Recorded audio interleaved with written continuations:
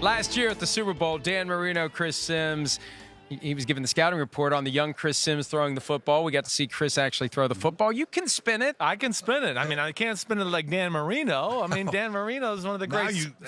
Whatever. One of the great spinners of all time. I mean, really. Really. Thanks, Chris. I appreciate that, man. You, Elway, Rodgers, John, for sure. Yeah, all those guys. Favre. Yeah. And now probably the guy wearing 15. Patrick. Right? Patrick, right? I mean, does that – am I missing anybody else that you think's in the class there? No, there's a lot of guys. I mean, I know. over the years. I know, but don't be nice. I remember way back in the day, like, Bradshaw and Burt Jones and those Namath, those guys could sling it too now. Yeah. Who is it that you see now that makes you say, oh, my gosh, this guy's really got it? Well, there's, Patrick Mahomes. I mean, you look at what he's been able to do the first couple of years and coming in, last year throwing 50 touchdowns, but just the way he throws the ball, his arm angles and getting in a position that he gets in to throw, and he's throwing it accurately and has a nice sense in the pocket, all those things. He runs well enough. I mean, he runs good enough. He's got you beat there. Yes, he does. He does. Maybe not when I was really young, but sure. It's, he's special. You had that rocket release that was more of a traditional throwing motion. He's got the rocket release from wherever his arm happens to be, whichever hand the ball happens to be in, wherever his body is, wherever his feet are. I mean, from the standpoint of pure quarterback play, does it drive you a little crazy to see some of these guys who are all over the place, but they're still able to throw the ball? Yeah, I mean, I think that that's part of it. It really is. I mean, you may say there's a pocket passer, but you still have to move your body a little bit. You still have to throw from different angles, arm angles. I mean, Aaron Rodgers does it, but he does move around quite a bit too. I had a little baseball background too, just like Mahomes does, and so it does give you that ability to throw from a lot of different angles, and sometimes you have to just because of the way the rush is. Right. Yeah. So I mean, that's just part of it. I did recently, I mean, there's all this talk about like Brady, right? Brady, is he going to go to a new team, all that. I know you went through that yourself. Like there was always the talk about you signing with the Minnesota Vikings. Like what would be your 2 cents on the Brady situation and what he should do and how you see it? It's hard. Let me tell you. I mean, I know he's probably, you just have to sit back and look at each situation and see if it might fit you and what you want to do, because he deserves that right. I mean, he really does. He deserves that right because as long as he's played, the career he's had, I mean, all the Super Bowls he's won, I mean, to stay in New England, to me, that's what I would try. You would do too. That's me too. I'm with you too. There. But at the same time, he deserves the right to do what he wants to do and look at each and every situation. I just felt like after 17 years, my body was a little bit, my legs weren't working like I wanted to, and instead of going to Minnesota, just shut it down and be a Dolphin for life. Yeah, and with your connection still to the Dolphins, are you kind of sitting back watching the Brady situation, hoping that he gets the heck out of the AFC East once and for all? Look at it. What can you say? They've dominated, so I mean that's just the way it is. It's been a fact. So, but the one thing is, I believe in what we're doing, and I think we're coming in the right direction. Yeah. Talk about that, because I'm a huge Brian Flores fan. I worked with him in New England. I am too. What jumps out to you about him? So I just think his desire to win, his how his work ethic and what you see his players do for him. Right. That's the one thing. He gets them to believe in what the program is, and that the fact that no matter what, we're going out there to win football games. Yeah. That's what it's all about, and he has really shown that. They were supposed to tank this year. You didn't know that? I hate that. I know, right? It's the wrong thing to say. BS is what you want to say. Who in their right mind would do that? Right, and especially not a coach. They're just not wired that way. What players? Yeah, right. Yeah. It's going to be used against you. Yeah, I know. And the team turned it around 5-4 over the last 9 games. What did you notice from the Dolphins by way of just kind of like a moment where it's sinking in, it's working, and now they're moving in the right direction? So I think we're getting there. I mean, obviously, we want to be in a position like the Patriots are in every year as time goes on. I think the fact that the young kids started believing the program and what we were doing, and we got guys that believed in playing hard for 60 minutes and having a chance to win at the end. And I think Fitzpatrick was great for us. Ryan, I think he had everybody believing in him that you could win every game going out there. And the way he plays the game, he loves the game. So I think that's helped us. It helped us down the line, obviously, to win the games that we won. These shoes right here. Yes, yes. Isotoners. I mean, you were killing it when I was a young kid. Make him in 18. You killed him with gloves. Are you 18? No, I'm 14. He's being a jerk. But these feel comfortable. There's Zen slip-ons, right? So they make them, yes. And then for years I was doing the gloves. Right. And then it kind of, it's been 25 years and they came back to me wanting to do gloves and slip-ons.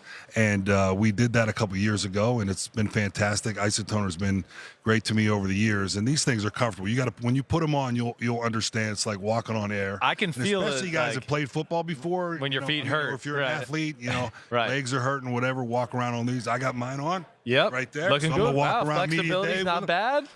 That's hard. Don't ask him to do it again. Oh man, don't ask me to do that. Don't again. pull a back muscle. But yes. So it's been really good, and we're going to some of the veteran hospitals over the next couple of days. We're going to give these away. Wow. And doing some at the Boys and Girls Club too. Man, Isotoner making your hands and feet comfortable now. The Zen shoes, slip-ons. Zen shoes. Do people still quote Ace Ventura lines to you? Yeah, I get laces out a lot. Do you? Yeah. They say, hey, Dan, laces out. Right. Alrighty then. Alrighty then. Yeah, what was that like filming a movie with that knucklehead every day? It was interesting because, he was in character all the time, right? So it was like, after a while, you're like, oh, come on, man, can't you just talk normal to me? Or you don't have to be Ace Ventura the whole time? Right. But it was a lot of fun. That was years ago, actually, and I still get a lot of, kids and adults even, obviously talking about that movie. It's a staple that we had a draft early, like All Things Miami, and we didn't end up picking that. But when we got done, we went, "Oh man, like Ace Ventura, Dan Marino." Right here. It was. But I will tell you this: the whole thing here. He had the first pick, the all-time Miami power ranking. His first pick was Dan Marino. Well, thank you. I mean, to me, you symbolize Miami to me, especially as a young kid from Pittsburgh, an Italian kid from Pittsburgh, Right. becomes the Miami icon. That's American. That's it. It's a good thing he's Italian. He can get a good tan, and he doesn't have to worry about the sun. If I came down here to Miami, I'd be like a walking sun cancer billboard. It wouldn't be good. Oh man, that's for sure. Yeah. Give us your Mount Rushmore of city of Miami figures. I mean, you're his George Washington. Who are the people you think of when you think Miami? To me, when I'm looking at it, I'm looking at Dwayne Wade. I mean, without a doubt. I mean, what he's done, for this community, for the championships, all the things he's done here is, a Miami Heat player and just the person he's been. I mean, for sure. And then it's Coach Shula. Yeah. I mean, you got to look at Coach Shula, Got right? to. Coach Shula for sure, and what the years that I love him. He was my coach for 13 years. He's definitely an icon down here. And then you got to go with Pat Riley. I would have forgot about him. Good. How do you forget about Pat Riley? I was sitting here going, man, who would be my fourth guy? I mean, you're right. How could I forget? Pat Riley, just amazing what he's been able to do. And look at them playing right now, the way they're playing, and no one expected them to play this way. Yeah. So, those, who else then? Who would it be? Don Johnson from Miami Vice? That was in our draft today, too. Maybe someone like that. Yeah, right. Wayne Huizenga, I don't even know. Yeah, could be Wayne, too. Yeah. Hey, the first guy for me was Larry Zonka, just because I grew up in that era where Larry, unstoppable, and one of the all-time great football names. He fits it, too, for sure. 49ers, like in the Super Bowl, do you inherently root against them? No. But I'm an AFC guy, though. Yeah. Right? So, it would be nice to see, Kansas City and them play well because of the young kid. Yeah. But I'm just looking for a good game. We want a good game here in Miami, show it off nice. The new stadium's beautiful. You guys have been in it before, right? I mean, it's great. So it's looking for a good time. Yeah. This game reminds me a lot of Super Bowl 19 in that there is a sense that it's going to be evenly matched. It's going to be a close game. It's two great teams, the two best teams in the league. And it can go sideways easily, right? I mean, there's something about the Super Bowl, especially back in the 70s and 80s, we saw it. And I have a feeling it can happen this year where if one team just gets a lucky uppercut early, that could just knock the other team out. And it's not going to be that game. And sometimes it just snowballs, it rolls, and you get a turnover, things don't happen right, then you start forcing things, and you get out of your game plan. But the one thing you could say is, like, Kansas City, they were down 24 in a playoff game. I know. I mean, that's hard to believe. You come back from that. That doesn't happen often. Right. And they were able to do it. So it shows that if that does happen to them, that they have the poise to know that they can look back and say, hey, we did this a couple weeks ago. We can do it again. You like everyone, when are the, you like the 85 Bears team, you shredded them apart. And everybody wanted to see that Super Bowl because we thought, oh my gosh, nobody talks about the 84 Niners defense that you played. I think people forget they were 15-1. They were 15-1. They had a better record than we had. Right. And, not excuses, but they were the #1 defense. Right. In the league, and they had some great players on that defense. Was there a moment in the game where you went, oh man, we're in trouble? I hardly even remember now. Yeah. I think in the second half, I still felt, because it was pretty close, right? Until at halftime, till very late. Yeah, it wasn't great, and then it snowballed later on. So I felt like we still had a chance in the second half. No doubt. Right. Yeah.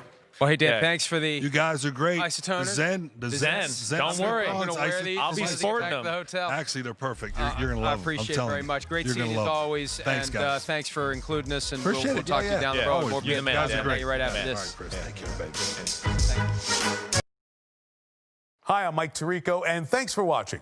Make sure to hit subscribe for the latest news and highlights from NBC Sports.